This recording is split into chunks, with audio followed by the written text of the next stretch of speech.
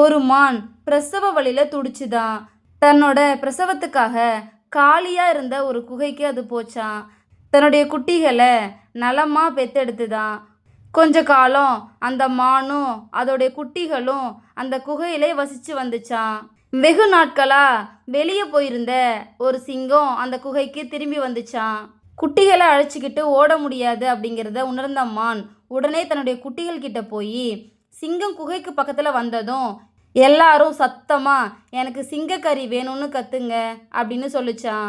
சிங்கம் குகைக்கு பக்கத்தில் வந்ததும் அந்த குட்டிகள் அனைத்தும் அதே மாதிரி கத்துச்சிங்களாம். அதை கேட்ட அந்த சிங்கம் நம்மளை விட பலசாலியான மிருகம் ஏதோ உள்ளே இருக்குன்னு நினச்சிக்கிட்டு வேகமாக அந்த இடத்துல இருந்து ஓடிச்சான். ஒரு நரி ஓடி வர சிங்கத்தை பார்த்து ஏன் ஓடுறீங்க அப்படின்னு கேட்டுச்சான்.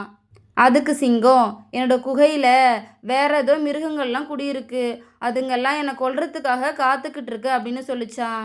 அதை கேட்ட நரி வேற மிருகங்கள்லாம் இல்லை, மானும் அதோடைய குட்டிகளும் தான் அங்கே இருக்கு, எனக்கு நல்லாவே தெரியும், வாங்க பெரிய மானை நீங்கள் சாப்பிடுங்க, குட்டிகளை நான் சாப்பிட்றேன் அப்படின்னு சொல்லிச்சான். அதுக்கு சிங்கம் சரி நான் வரேன், ஆனால் நீ ஏற்கனவே என்னை ஏமாத்திருக்க, அதனால் உன்னுடைய வாளையும் என்னுடைய வாளையும் முடிச்சு போட்டுக்கிட்டு இங்கேருந்து கிளம்பலாம் அப்படின்னு சொல்லிச்சான். சிங்கத்தை நரி அழைச்சிட்டு வர்றதை பார்த்த மான் நரியும் சிங்கமும் பக்கத்தில் வந்ததும் அந்த மான் அதோடைய குட்டிகள் கிட்ட சத்தமாக கவலைப்படாதீங்க பிள்ளைகளே, இன்னைக்கு நம்ம எப்படியும் சிங்கக்கறியை சாப்பிடுவோம், அந்த சிங்கத்தை எப்படியாவது அழைச்சிட்டு வரேன்னு நம்மளுடைய நரி அண்ணன் சொல்லிட்டு தான் போயிருக்காரு, நிச்சயமா நரி அண்ணன் சிங்கத்தோட வருவார் அப்படின்னு சொல்லிச்சான். இதை கேட்ட அந்த சிங்கம் தலை தெறிக்க ஓடிச்சான். அது வாளோட தன்னுடைய வாளை முடிச்சு போட்டிருந்த நரி அடிபட்டு இறந்து போச்சான். இதோட இந்த கதை முடிஞ்சிருச்சு. நம்ம எந்த சூழ்நிலையிலையும் தன்னம்பிக்கையையும் முயற்சியையும் கைவிடவே கூடாது. அதை தான் இந்த கதை நமக்கு சொல்லுது. மனைவிக்கு திடீர்னு ஒரு சந்தேகம் வந்துச்சான், தன்னுடைய கணவருக்கு காது கேட்கலையோ அப்படின்னு. ஆனால் இதை கணவர்கிட்ட நேரடியாக கேட்க அவளுக்கு தயக்கமாக இருந்துச்சான்.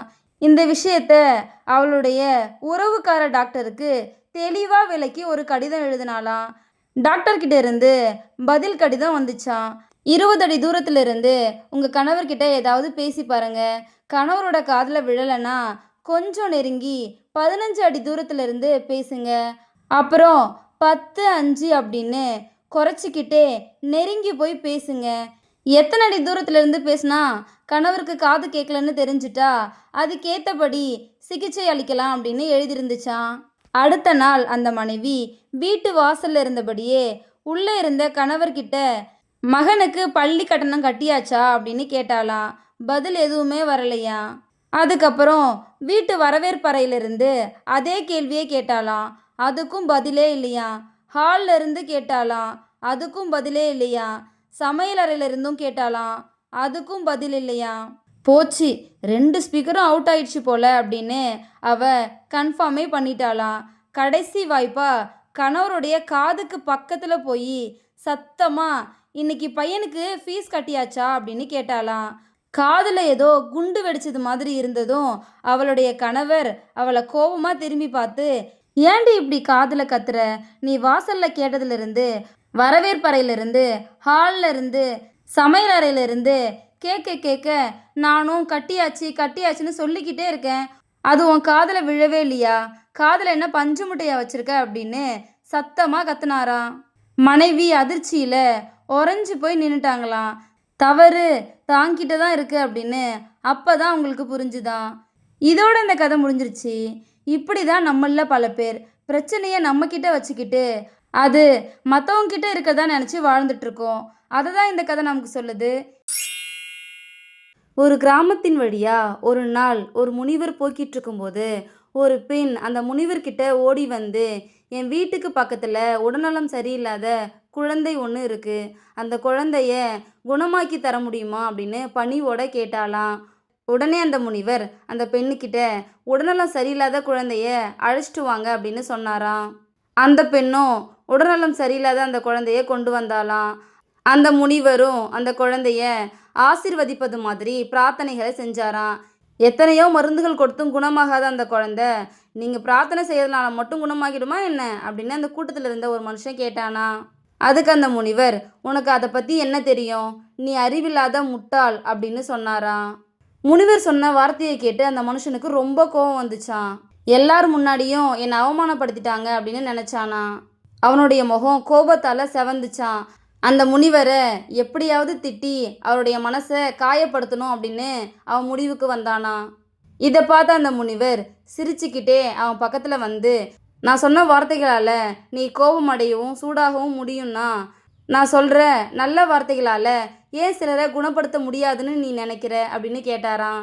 அவர் சொன்னதை கேட்டதுக்கப்புறம் அந்த மனுஷனுக்கு வார்த்தைகளோட வலிமை புரிஞ்சுதான். இதோட இந்த கதை முடிஞ்சிருச்சு. நல்லதை பேசினா நிச்சயம் நல்லது நடக்கும். நம்ம பேசுகிற ஒவ்வொரு வார்த்தைக்கும் ஒரு வலிமை இருக்குது. அதை தான் இந்த கதை நமக்கு சொல்லுது. ஒரு நாள் விமானத்தை சுத்தம் செய்கிற பணியால் ஒருத்தன் விமான ஓட்டியோட அறையை சுத்தம் செய்யும்போது விமானத்தை ஓட்டுறது எப்படி முதல் தொகுதி அப்படிங்கிற புத்தகத்தை பார்த்தானா. அவன் அந்த புத்தகத்தை பிரித்தானா. முதல் பக்கத்தில் இன்ஜினை ஸ்டார்ட் பண்ண சிகப்பு கலர் பட்டனை அழுத்துங்க அப்படின்னு எழுதிருந்துச்சான். அவனும் விமானியின் இருக்கையில் அமர்ந்து சிகப்பு கலர் பட்டனை அழுத்தினானா. இன்ஜினும் ஸ்டார்ட் ஆச்சான். அவனுக்கு ஒரே குஷியாக இருந்துச்சான். ரெண்டாவது பக்கத்தை திருப்பினானா. விமானத்தை நகர்த்துவதற்கு நீல நிற பட்டனை அழுத்துங்க அப்படின்னு எழுதிருந்துச்சான். அவனும் அப்படியே செஞ்சானா. விமானம் நகர ஆரம்பித்து வேகமாக ஓட ஆரம்பிச்சுதான். இப்போ அவனுக்கு பறக்கணும்னு ஆசை வந்துச்சான். மூணாவது பக்கத்தை திருப்பினானா. விமானம் உயர பறப்பதற்கு பச்சை கலர் பட்டனை அழுத்துங்க அப்படின்னு எழுதியிருந்துச்சான். அவனும் பச்சை கலர் பட்டனை அழுத்தினானா. விமானம் மேலெழும்பி பறக்க ஆரம்பிச்சுதான். அவனும் ரொம்ப உற்சாகமாக 20 நிமிஷம் வானத்தில் பறந்தானா.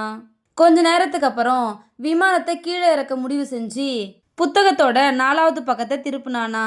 அவ்வளவுதான், அவனுக்கு மயக்கம் வந்து கை கால்லாம் நடுங்க ஆரம்பிச்சிச்சான். காரணம், 4வது பக்கத்தில் விமானத்தை எப்படி கீழே இறக்குறதுங்கிறத கற்றுக்கணுன்னா இந்த புத்தகத்தோட 2வது தொகுதியை பக்கத்தில் இருக்கிற புத்தக கடையில் வாங்கி படிங்க அப்படின்னு எழுதியிருந்துச்சான். இதோட இந்த கதை முடிஞ்சிருச்சு.